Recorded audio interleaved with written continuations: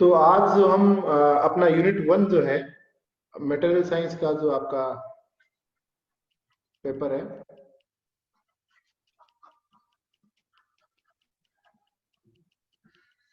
कौन से नंबर का पेपर है ये?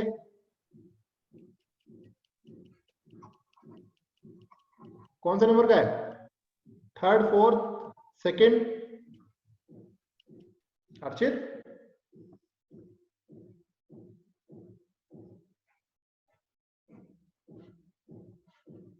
थर्ड है। ठीक है, इसमें जो यूनिट 1 है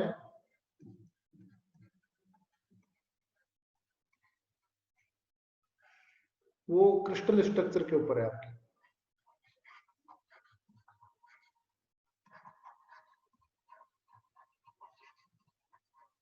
क्रिस्टल स्ट्रक्चर। तो सबसे पहले तो अपन ये देखते हैं कि जो सॉलिड्स होते हैं वो कितने प्रकार के होते हैं। जो सॉलिड की बात करते हैं तो सॉलिड कितने प्रकार के होते हैं?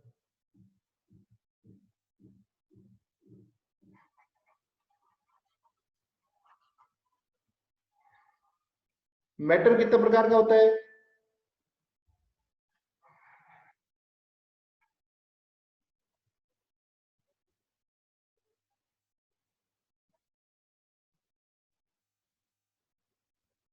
मैटर कितने प्रकार का होता है? 3 प्रकार का, सॉलिड, लिक्विड और गैस। जो हम हैं यहाँ पर वो सॉलिड की बात कर रहे हैं, ठीक है, उस एक में से। तो सॉलिड की जो सॉलिड को जो बांटा जाता है वो हम बांट रहे हैं यहाँ पर सॉलिड को depending upon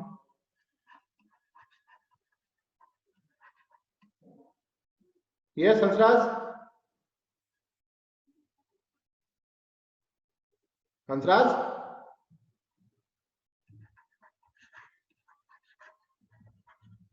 depending upon the arrangement of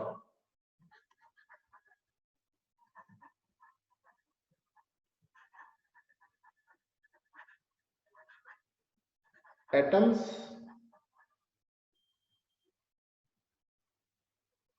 और मॉलिक्यूल्स। तो सॉलिड्स को जो है वो एटम्स और मॉलिक्यूल्स का उस सॉलिड के अंदर कैसा अरेंजमेंट हो रखा है उसके आधार पर जो है वो 2 तरीके से बांटा जा सकता है। कौन कौन से तरीके आपको पता है क्या? एक तो है first crystalline solids,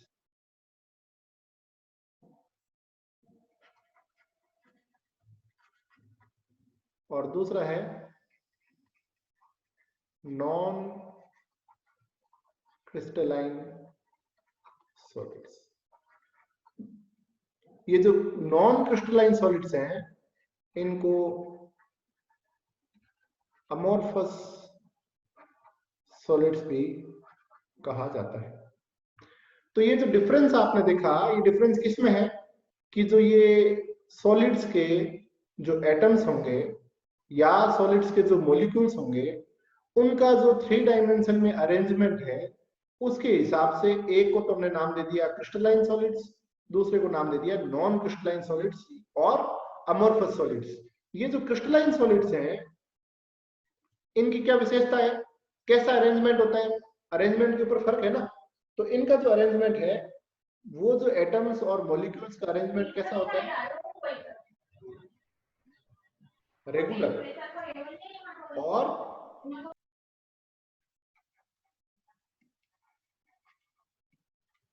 periodic arrangement होता है।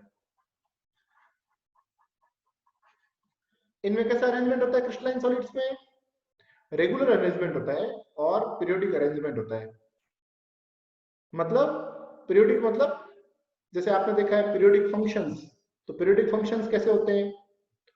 एक सर्टेन पीरियड के बाद वापस वो क्या करते हैं, अपने डिस्प्लेसमेंट को रिपीट करते हैं, उसी तरीके से जैसे वापस बार बार वो प्रक्रिया दोहराई जा रही है।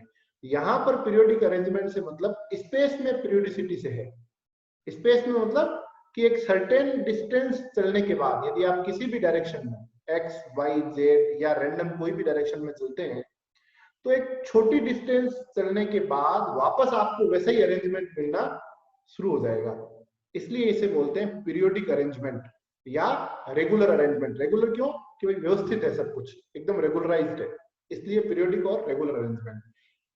ठीक है, अब ये जो इनके एग्जांपल्स हैं, मोस्ट ऑफ द सॉलिड्स इसी के एग्जांपल है। जैसे जैसे अपन आगे बढ़ेंगे वैसे वैसे पर्टिकुलर नाम देखेंगे कि कौन कौन से सॉलिड्स हैं, लेकिन अभी फिलहाल बात करने के लिए कह रहे हैं काफी सारे जो सॉलिड्स हैं वो इसी के एग्जांपल हैं।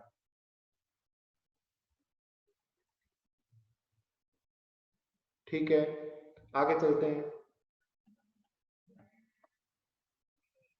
ये जो पीरियोडिक हमने बात किया कि अरेंजमेंट होता है क्रिस्टलाइन सॉलिड्स के अंदर, ये ज्यादा स्टेबल होते हैं। सॉलिड्स ज्यादा स्टेबल होते हैं। किस लिए ज्यादा स्टेबल होते हैं? क्योंकि जो एनर्जी होती है वो रिलीज होती है जब एटम्स और मॉलिक्यूल्स आपस में पास आकर कुछ बॉन्ड बनाते हैं और सॉलिड का फॉर्मेशन करते हैं, तो उसकी वजह से एनर्जी रिलीज होती है। तो एनर्जी के रिलीज होने की वजह से आपको पता है कि जो स्टेबिलिटी किस पे डिपेंड करती है? स्टेबिलिटी डिपेंड करती है कि जिसकी एनर्जी जितनी कम होगी वो चीज उतनी ज्यादा स्टेबल होगी। तो यहाँ पर ये जो सॉलिड्स हैं उनको फॉर्म करने में ज्यादा एनर्जी रिलीज होती है, यानी कि जो एटम्स और मॉलिक्यूल्स अलग अलग थे उनकी कंबाइंड एनर्जी एटम्स और मॉलिक्यूल्स की ज्यादा थी, लेकिन जैसे ही उन्होंने पास आकर और सॉलिड का फॉर्मेशन किया वैसे ही उन्होंने कुछ एनर्जी लिबरेट कर दी, फ्री कर दी। तो अब जो आपके पास फाइनल प्रोडक्ट बचा है एटम्स और मॉलिक्यूल्स को मिला के वो सॉलिड है, और उसकी एनर्जी इंडिविजुअल जब एटम्स और मॉलिक्यूल्स की एनर्जी का जो ऐड किया था उससे कम है। तो इसका मतलब जो ये मेनली सॉलिड्स होते हैं वो इसीलिए स्टेबल होते हैं। सबसे जो मैटर की तीन फेजेस होती हैं, सॉलिड, गैस एंड लिक्विड्स, तो उसमें सबसे स्टेबल होते हैं, तो ये लो एनर्जी में रहते हैं। अब ये जो हमने क्रिस्टलाइन सॉलिड्स की बात की थी, इनको वापस अपन दो भागों में तोड़ सकते हैं। जो क्रिस्टलाइन सॉलिड्स है उनको वापस दो भागों में तोड़ा जा सकता है। पहला, सिंगल क्रिस्टल या सिंगल क्रिस्टलाइन, और दूसरा पॉलीक्रिस्टलाइन।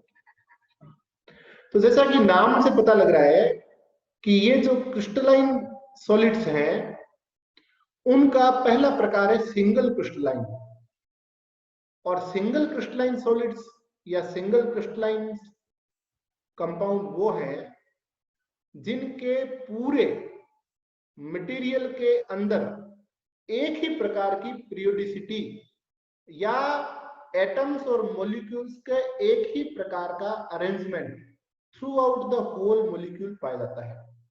तो ये क्या है कि the periodicity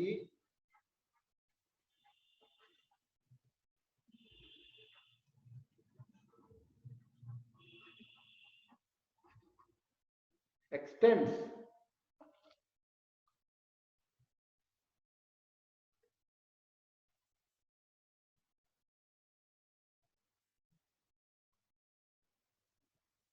periodicity extends throughout the material solids। तो जो ये पीरियोडिसिटी है वो थ्रू आउट द मटेरियल के अंदर एक्सटेंड होती है। तो वैसे जो सॉलिड्स हैं वो सिंगल क्रिस्टलाइन कहलाते हैं, एक ही प्रकार की पीरियोडिसिटी। और जो पॉलीक्रिस्टलाइन है उसमें क्या होता है कि छोटी सी दूरी के अंदर एक प्रकार की क्रिस्टल स्ट्रक्चर, फिर दूरी चेंज की तो एक डिफरेंट प्रकार की क्रिस्टल स्ट्रक्चर, फिर दूरी चेंज की तो एक तीसरी प्रकार की क्रिस्टल स्ट्रक्चर, और वही क्रिस्टल स्ट्रक्चर जो है दूरी के साथ साथ में स्पेस में जैसे जैसे आप डिस्टेंस कवर करते हैं वैसे वैसे चेंज होती रहती है। तो पॉलीक्रिस्टलाइन में क्या होता है कि एग्रीगेट होता है,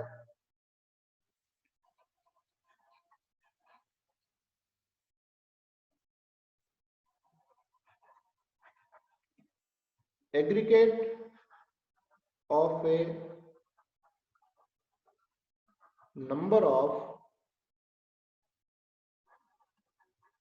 small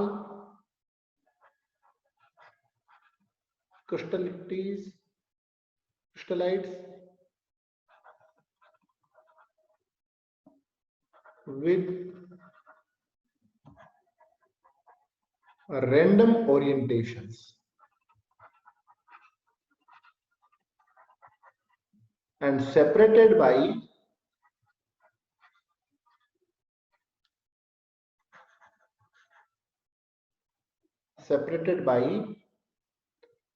well defined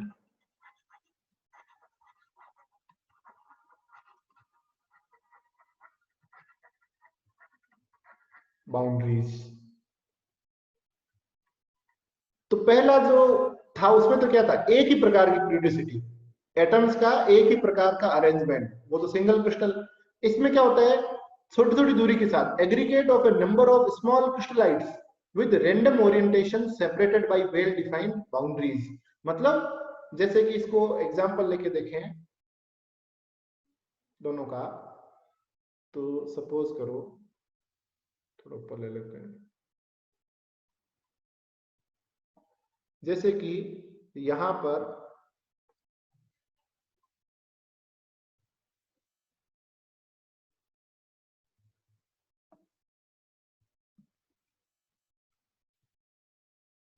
ये कुछ क्रिस्टल प्लेन्स हैं, मान लो ये ऐसे हैं,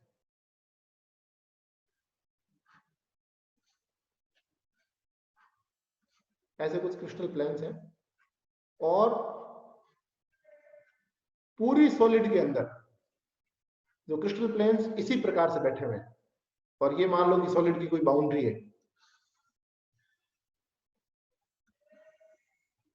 तो बाउंड्री तक भी क्या है, हमने क्या कहा, थ्रू आउट द मटेरियल, यहां भी क्या अरेंजमेंट है, सेम अरेंजमेंट है।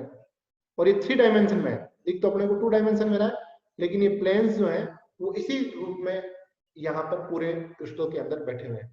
इसमें क्या है, पॉलीक्रिस्टलाइन में क्या होता है कि सपोज करो ये आपका पॉलीक्रिस्टलाइन है,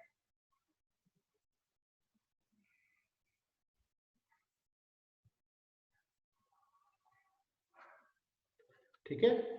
तो इसमें ये मान लो कोई छोटा सा भाग है, इसको भागों में बांट देते हैं, बाउंड्रीज में बांट देते हैं, ऐसे 4 बाउंड्रीज में अपन ने बांट दिए। तो मान लीजिए कि पहली बाउंड्री में जो प्लेन्स है वो कुछ कैसे बैठे हैं,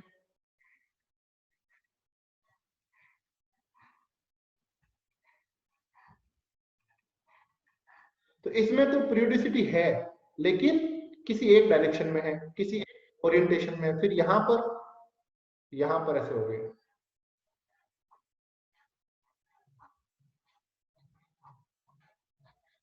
ये प्लेन्स ऐसे बैठे हैं, यहां पर इसमें प्लेन्स ऐसे बैठे हैं, यहां पर प्लेन्स ऐसे वर्टिकल साइड में बैठे, और ये 3 डायमेंशन में है, दिखने के लिए 2 डायमेंशन दिख रहे हैं। तो देखा आपने कि जो इसमें थ्रू आउट में 3 डायमेंशन में सिंगल क्रिस्टल्स में जो पीरियोडिसिटी है वो एक जैसी रहती है, और पूरे मटेरियल की बाउंड्रीज तक, यहां से शुरू किया तो पूरी एंड आ गया, यहां से शुरू किया तो यहां तक पूरी एक जैसी है। यहां पर क्या है, यहां से शुरू किया और बाउंड्री नहीं आई, उससे पहले ही क्रिस्टल के अंदर यहां पर इनकी जो शेप थी या जो ओरिएंटेशन था वो क्या हो गया, चेंज हो गया। तो इस ओरिएंटेशन से इस ओरिएंटेशन में, इस ओरिएंटेशन से यहां एक बाउंड्री आई, इस ओरिएंटेशन में, इस ओरिएंटेशन से इस ओरिएंटेशन में, जो ये क्रिस्टल के प्लेन्स का या क्रिस्टल के जो एटम्स या मॉलिक्यूल्स का जो अरेंजमेंट है उसमें जो चेंज हो रहा है उसमें कोई संबंध नहीं है। इसलिए हमने क्या कहा ऊपर, रैंडम ओरिएंटेशंस। स्मॉल क्रिस्टलाइट्स, क्या नाम दिया, स्मॉल क्रिस्टलाइट्स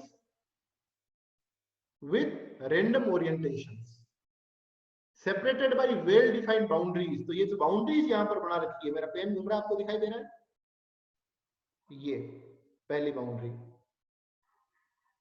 दूसरी बाउंड्री, तीसरी बाउंड्री, चौथी बाउंड्री। ये जो अलग अलग, यहां पर सिंगल क्रिस्टलाइट है, यहां पर इस बाउंड्री के अंदर ये सिंगल क्रिस्टलाइट है, इसके अंदर सिंगल क्रिस्टलाइट है, इसके अंदर सिंगल क्रिस्टलाइट है, बाउंड्री से सेपरेटेड। लेकिन यदि ये पूरा जो सॉलिड, एक ही तो सॉलिड है, उस पूरे सॉलिड की बात करें तो, क्योंकि इसके अंदर क्या है, एग्रीगेट ऑफ डिफरेंट स्मॉल क्रिस्टलाइट्स है, तो इसलिए इसे बोलते हैं पॉलीक्रिस्टलाइट। ठीक है, तो अब देखिए ये जो पॉलीक्रिस्टलाइट्स होते हैं,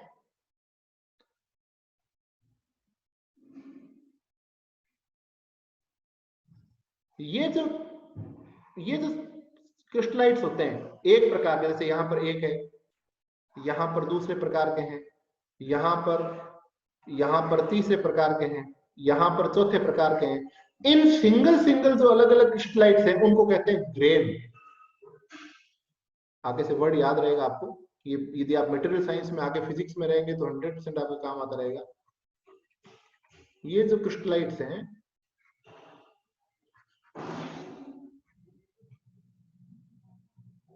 उन्हें बोलते हैं ग्रेन। और ये जो सिंगल क्रिस्टलाइट्स जिन बाउंड्रीज से सेपरेटेड है उन्हें क्या बोलते हैं, ग्रेन बाउंड्रीज। तो आगे से ध्यान रखना, ग्रेन बाउंड्रीज की जब भी बात करेंगे तो इसका मतलब हम कौन से क्रिस्टल की बात कर रहे हैं, हम पॉलीक्रिस्टलाइट की बात कर रहे हैं। और ग्रेन बाउंड्री से आप क्या समझेंगे कि उस पॉलीक्रिस्टलाइट्स के अंदर जो स्मॉल स्मॉल क्रिस्टलाइट्स हैं, वो जो बाउंड्री पर चेंज होता है उनका पीरियोडिसिटी या अरेंजमेंट, वो बाउंड्री ग्रेन बाउंड्री कहलाती है। Hello students, Chanchal, Harshit, Manvendra, Rakesh, hello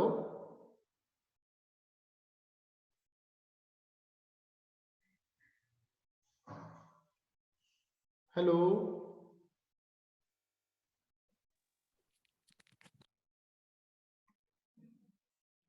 okay, तो ये अपनी बात हुई सिंगल क्रिस्टलाइट और पॉलीक्रिस्टलाइट की। तो ये पॉलीक्रिस्टलाइट्स कैसे होते हैं और इनका अपन एग्जांपल लेते हैं। जो हमने यहाँ पर पढ़ा था कि सिंगल क्रिस्टलाइट, यहाँ सिंगल क्रिस्टलाइट के एग्जांपल लेते हैं।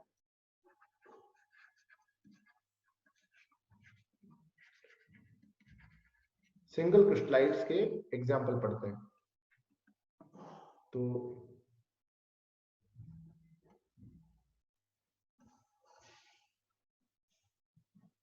इसके एग्जांपल हैं,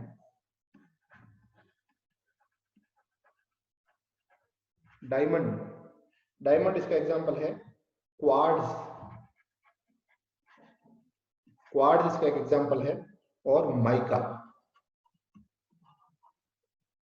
कोई भी पूछे तब आपको ये पता होना चाहिए कि भाई ये जो डायमंड है वो सिंगल क्रिस्टल होता है, क्वार्ट्ज सिंगल क्रिस्टल होता है। और सिंगल क्रिस्टल का मतलब क्या होता है ये भी आपको पता लग गया। यहां पर लेते हैं दूसरा,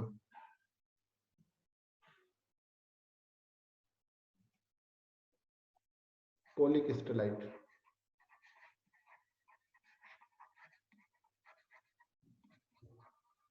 इनके एग्जांपल पढ़ते हैं।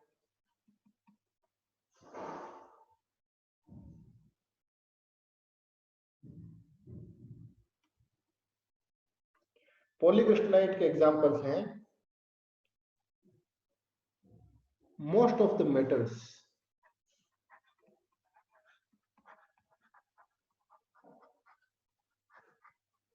And ceramics. सिरामिक्स जो भी है कंपाउंड वो पॉलीक्रिस्टलाइन होते हैं, और कई प्रकार के जो मेटल्स हैं, धातु हैं, वो भी पॉलीक्रिस्टलाइन होते हैं। अब बात करते हैं वापस उस पर कि हमने जो बांटा था सॉलिड को, एक तो बांटा था क्रिस्टलाइन में, एक बांटा था नॉन क्रिस्टलाइन में। नॉन क्रिस्टलाइन को क्या बोलते हैं, एमोर्फस मटेरियल्स भी बोलते हैं। तो ये बात करते हैं अब यहां पर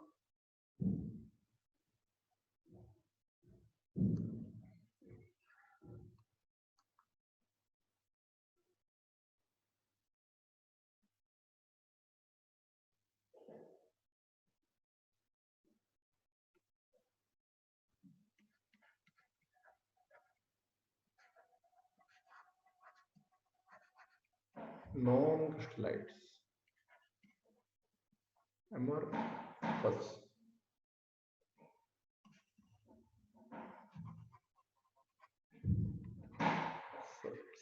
है तो ये भी क्या सॉलिड्स है, लेकिन कैसे हैं, नॉन क्रिस्टलाइन है। अब इनके नॉन क्रिस्टलाइन का मतलब क्या है, क्रिस्टलाइन का क्या मतलब पढ़ा अभी हमने, रेगुलर और पीरियोडिक अरेंजमेंट। क्या पढ़ा, रेगुलर और पीरियोडिक अरेंजमेंट। इसका मतलब नॉन क्रिस्टलाइट्स में पीरियोडिसिटी अरेंजमेंट क्या, यस, बिल्कुल नहीं होता। क्या होता है, no periodicity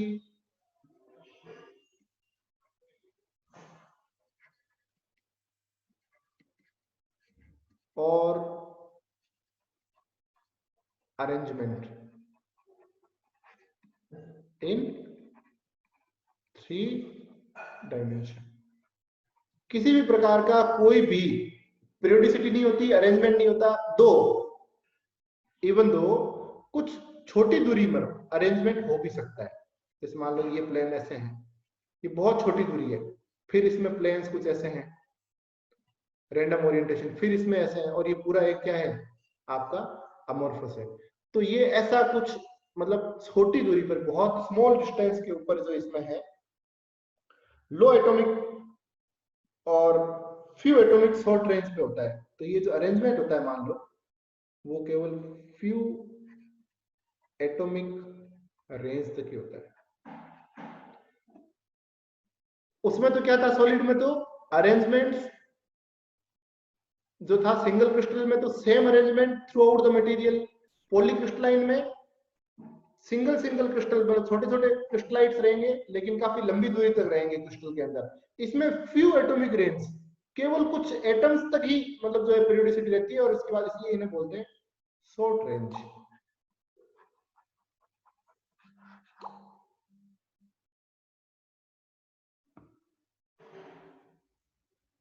short range solids amorphous.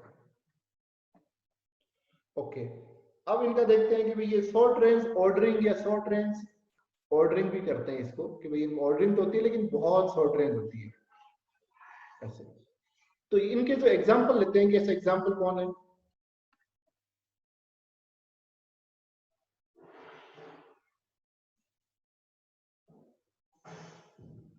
तो इसका एग्जांपल है अपने पास यहाँ पर ग्लास। याद रखिएगा ग्लास एक अमोर्फस मटेरियल है, मतलब ग्लास के अंदर कोई प्रकार की पीरियोडिसिटी या अरेंजमेंट नहीं पाया जाता। अब हम बात करते हैं इसके आगे,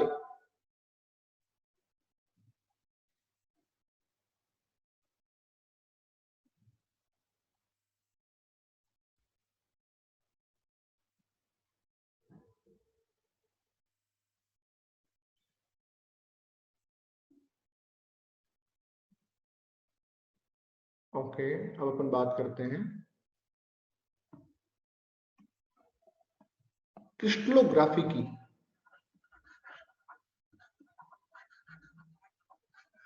एक वर्ड काम लिया मैंने यहां पर, क्रिस्टलोग्राफी। तो ये क्रिस्टलोग्राफी क्या होता है, तो जैसा कि अभी हमने पढ़ लिया कि क्रिस्टल्स क्या होते हैं, रेगुलर और पीरियोडिक अरेंजमेंट्स का जो रखते हैं सॉलिड्स, उन्हें क्रिस्टल्स बोलते हैं। तो उन क्रिस्टल्स की जो अरेंजमेंट और रेगुलर उनका अरेंजमेंट है या पीरियोडिसिटी है 3 डायमेंशन के अंदर, वो जो स्टडी है वो ही क्रिस्टलोग्राफी कहलाती है। तो ये इसका मैं डेफिनेशन लिखता हूं यहां पर, the science which deals with the study of geometrical forms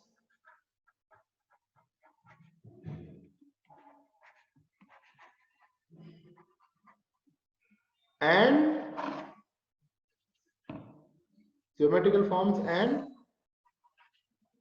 physical properties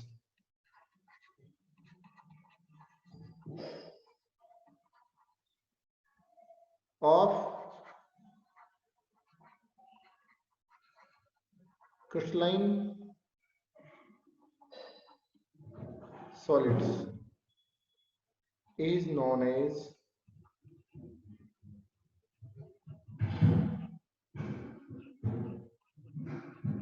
crystallography. तो विज्ञान की वो शाखा जो क्रिस्टल्स के या क्रिस्टलाइन कंपाउंड्स की ज्योमेट्रिकल फॉर्म्स की और उनकी भौतिक जो प्रॉपर्टीज हैं, फिजिकल प्रॉपर्टीज है, उनकी स्टडी करती है, वो ब्रांच, साइंस की ब्रांच क्या कहलाती है? क्रिस्टलोग्राफी। तो जो ये पहली यूनिट है, इसमें हम एक्चुअली क्रिस्टलोग्राफी ही पढ़ने वाले हैं कि सॉलिड्स जो है कितनी कितनी अलग अलग प्रकार के ज्योमेट्रिकल फॉर्म्स रखते हैं, क्या उन अलग अलग फॉर्म से उनकी फिजिकल प्रॉपर्टीज अलग अलग चेंज होती है क्या। तो यही सबसे इंपॉर्टेंट चीज है क्रिस्टलोग्राफी की।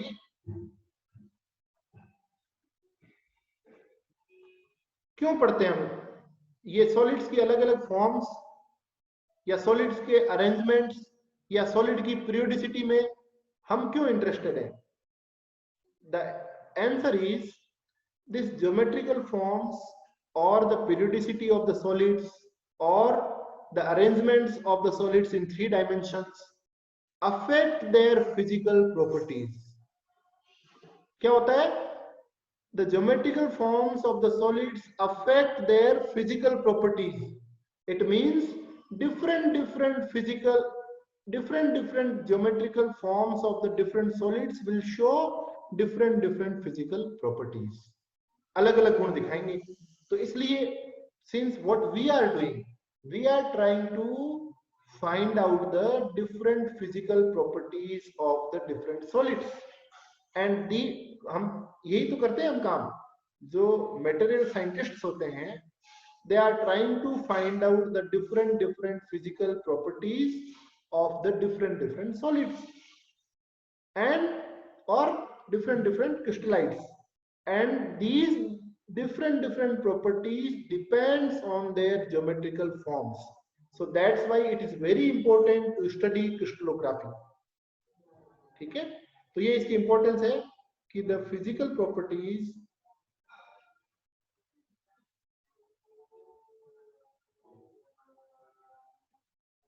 of crystalline solids depend upon solids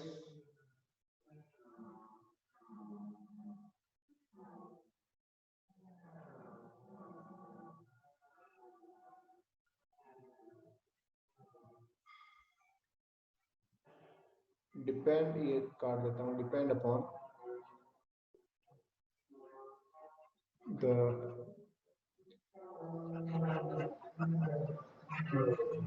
geometrical forms और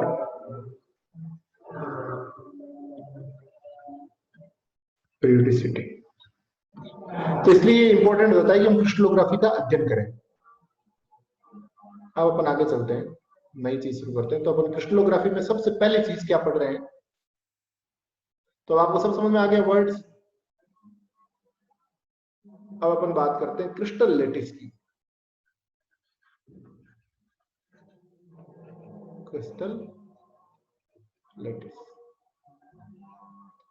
तो जो क्रिस्टल लेटिस एंड यहां पर लिख लेते हैं साथ में ट्रांसलेशनल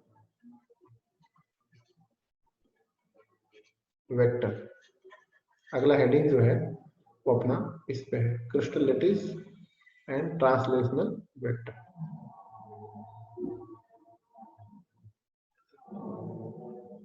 ओके, अब देखते हैं कि क्रिस्टल लेटिस है क्या। और ट्रांसलेशनल वेक्टर क्या है? तो देखिए कि जब भी कोई सॉलिड बनाते हैं, कोई क्रिस्टल बनाते हैं, तो क्रिस्टल में हमने क्या पढ़ा? रेगुलर और पीरियोडिक अरेंजमेंट्स। हम कैसे समझे उसको? क्रिस्टल के जो रेगुलर और पीरियोडिक अरेंजमेंट्स को हम कैसे समझते हैं? तो हम समझते हैं हाइपोथेटिकली।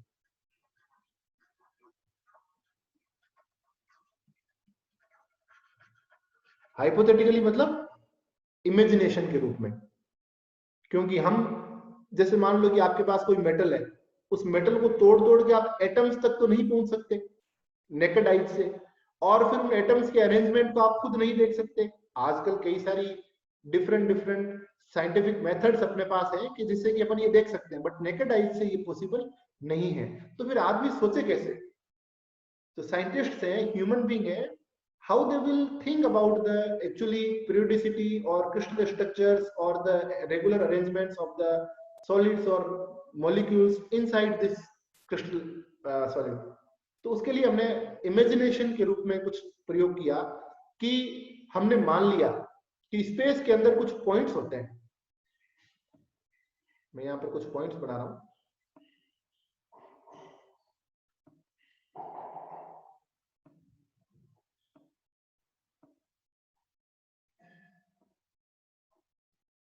और ये पॉइंट मैंने अभी आपके सामने तो कैसे बनाए हैं? 2 डायमेंशन के अंदर बनाए हैं, लेकिन ये 3 डायमेंशन के हैं। मतलब ये इस आपकी स्क्रीन से बाहर की साइड में भी है और आपकी स्क्रीन के पीछे की साइड में भी है, यानी कि पूरी तरीके से 3 डायमेंशनल अरेंजमेंट है। मैंने ये पॉइंट्स मेरे मर्जी के हिसाब से बनाए हैं और माना है कि वो इस प्रकार से पॉइंट्स हैं। यहाँ पर अभी कोई एटम नहीं है, यहाँ पर अभी कोई क्रिस्टल नहीं है, ठीक है, फिजिकली कोई भी एटम और क्रिस्टल यहाँ पर नहीं है, लेकिन मैंने ऐसे कोई पॉइंट्स होते हैं। इन पॉइंट्स की विशेषता क्या है कि these points are having a particular kind of regular nature और a particular kind of periodicity in the space और इन द 3 डायमेंशन। है कि नहीं? ये दिख रही है आपको? मान लीजिए कि दूरी जो है वो सेम है, आर है, तो हर एक आर डिस्टेंस के ऊपर वापस क्या मिल रहा है आपको? पॉइंट मिल रहा है। किसी भी डायरेक्शन में जाओ आप, चाहे आप इस डायरेक्शन में गए, इस डायरेक्शन में गए, इस डायरेक्शन में गए, इस डायरेक्शन में गए, हर एक डायरेक्शन में जाने पर आपको कुछ बाद में वापस वही पॉइंट्स जो है रिपीट होने लगते हैं। ये पीरियोडिसिटी है। तो हमने ऐसे हाइपोथेटिकल रूप से सोच लिया कि ये भी ऐसे कुछ पॉइंट्स हैं, तो हमने ये कहा कि ये जो पॉइंट्स हैं वो हैं लेटिस पॉइंट्स। क्या है वो? Lattice points.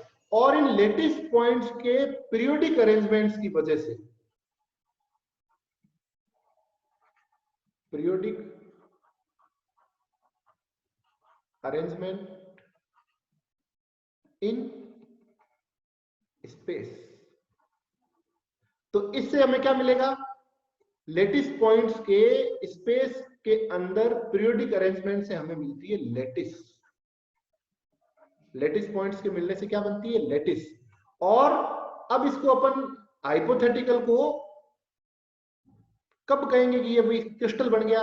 अब इस लेटिस के इन लेटिस पॉइंट्स पर यदि एटम्स या मॉलिक्यूल्स बिठा दिए जाएं, एटम्स ऑब्लिक मॉलिक्यूल्स, ये बिठा दिए जाएं, तो ये क्या है? यही आपका क्रिस्टल है।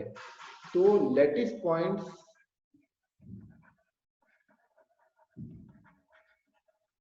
are filled with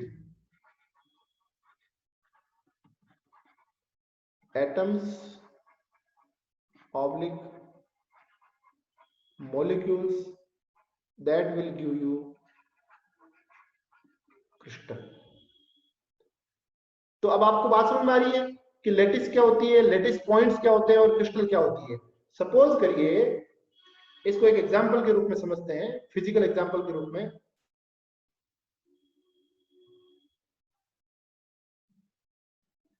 आपने ये वर्ड सुना है, स्केलेटन? इसका वर्ड क्या होता है? हिंदी में क्या बोलते हैं इसको? ढांचा।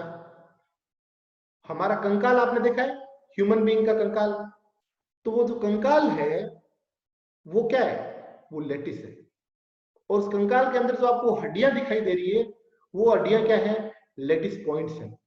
और जब उसके ऊपर पूरी प्रकार से खून, ब्लड, मांस, ऑर्गन्स ये जमा के रख दिए जाएं तो क्या बनेगा? ह्यूमन खुद बन जाएगा, आदमी खुद बन जाएगा। तो यहां पर अपन ऐसा देख सकते हैं कि जो स्केलेटन है, जो ढांचा है हमारा, कंकाल है, वो क्या है? वो क्रिस्टल लेटिस है। और ये जो हमारी बोन्स हैं, क्रिस्टल इस स्केलेटन के अंदर जो बोन्स हैं वो क्या है? यहां पर लेटिस पॉइंट्स हैं। और इन लेटिस पॉइंट्स के ऊपर यदि हम अपने ऑर्गन्स रखते हैं, ब्लड लगाते हैं, ये सब कुछ करते हैं तो हमें क्या मिलेगा? Human body. इसी तरीके से हमें यहाँ पर क्रिस्टल लेटिस में यदि एटम्स रख दिए जाए, ठीक है, तो हमें क्या मिलेगा? क्रिस्टल खुद मिलेगा। तो ये एक हमने बात की मोटी मोटी कि क्रिस्टल क्या होता है, क्रिस्टल लेटिस क्या होती है, लेटिस पॉइंट्स क्या होते हैं, इसके बारे में अब आगे चलते हैं कि इनकी पीरियोडिसिटी को कैसे समझाएंगे।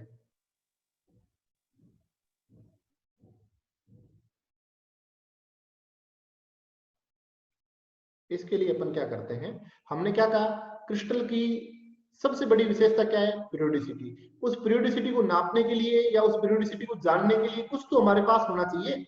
तो हम कैसे जान सकते हैं पीरियोडिसिटी को? कैसे जान सकते हैं? यदि समय के साथ पीरियोडिसिटी होती है तो आप टाइम के साथ देखते रहो तो आपको दिखेगा कि अच्छा टाइम के साथ रिपीटेशन हो रहा है, टाइम में कुछ ऑसिलेशंस हैं, पीरियोडिसिटी है। दूरी के साथ हमने क्या कहा कि सॉलिड्स में जो पीरियोडिसिटी है, अरेंजमेंट है, वो किसमें है? स्पेस में है, डिस्टेंस के साथ है, दूरी के साथ है। तो दूरी के साथ वाले इस अरेंजमेंट को देखने के लिए हमें क्या करना पड़ेगा? एक जगह से दूसरी जगह पर जाना पड़ेगा, यानी कि अपने को ट्रांसलेशन करना पड़ेगा। इसके लिए हमारे पास एक पर्टिकुलर ट्रांसलेशनल वेक्टर होना चाहिए, जो भी हमने ऊपर नाम लिखा। क्या होना चाहिए? Translational vector. और ये ट्रांसलेशनल वेक्टर क्या करे? ये ट्रांसलेशनल वेक्टर एक स्पेस के पॉइंट से, क्रिस्टल के अंदर स्पेस के किसी एक पॉइंट से हमें क्या करे? दूसरी पॉइंट पर ट्रांसलेट कर दे, दूसरी पॉइंट पर हमें पहुंचा दे। तो ये जो ट्रांसलेशनल वेक्टर होते हैं उसको मैं यहाँ पर लिख रहा हूँ, एक ऐसा वेक्टर डिफाइन करते हैं, टी वेक्टर। ट्रांसलेशनल का टी उठा लिया यहाँ से, इसलिए इसे ट्रांसलेशन कहते हैं। T vector equal to n1 times a1 plus n2 times b plus n3 times c। एक वेक्टर है और ये वेक्टर में यहां पर n1, n2 and n3 are what? Positive integers।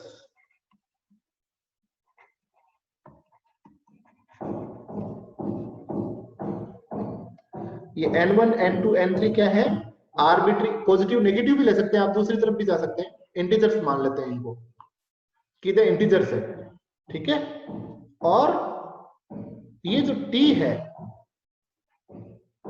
Sorry t नहीं, a1 a वेक्टर, सॉरी काट देते हैं,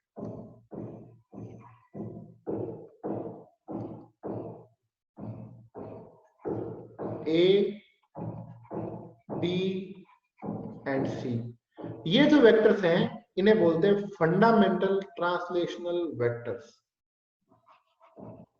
फंडामेंटल ट्रांसलेशनल वेक्टर्स। अब है क्या ये फंडामेंटल ट्रांसलेशनल वेक्टर्स? क्या है, कैसे बिहेव करते हैं? तो हमने क्या है कि अभी तक जब कार्टेशियन कोऑर्डिनेट सिस्टम पढ़ा है तब ये पढ़ा है क्या? n1 i cap plus n2 j cap plus n3 k cap. ये i कैप, j कैप और k कैप क्या है? यूनिट वेक्टर्स हैं। किसकी डायरेक्शन में है? ये i की डायरेक्शन में है, ये j की डायरेक्शन, मतलब ये x की डायरेक्शन में है, ये y की डायरेक्शन में है, ये z एक्सिस की डायरेक्शन में है। तो ठीक इसी प्रकार जिस प्रकार से कार्टेशियन कोऑर्डिनेट सिस्टम के अंदर unit vectors i cap, j cap और k कैप जो काम करते हैं, वही क्रिस्टल्स के अंदर ये कुछ बेसिक वेक्टर्स होते हैं a, b और c काम करते हैं।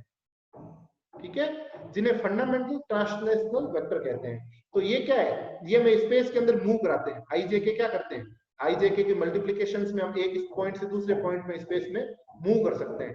तो ठीक इसी प्रकार ये यहाँ पर रोल प्ले कर रहा है। और टी क्या है, n1 n2 n3 are the integers, a b c are the fundamental translational vectors, और टी क्या है, ट्रांसलेशनल वेक्टर। तो ये हमें एक पॉइंट से दूसरे पॉइंट तक पहुंचाता है। तो जैसे मान लो कि स्पेस में एक पॉइंट है आर, और वो जो पॉइंट आर है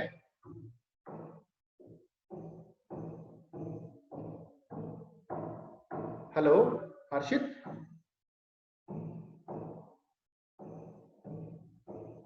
हर्षित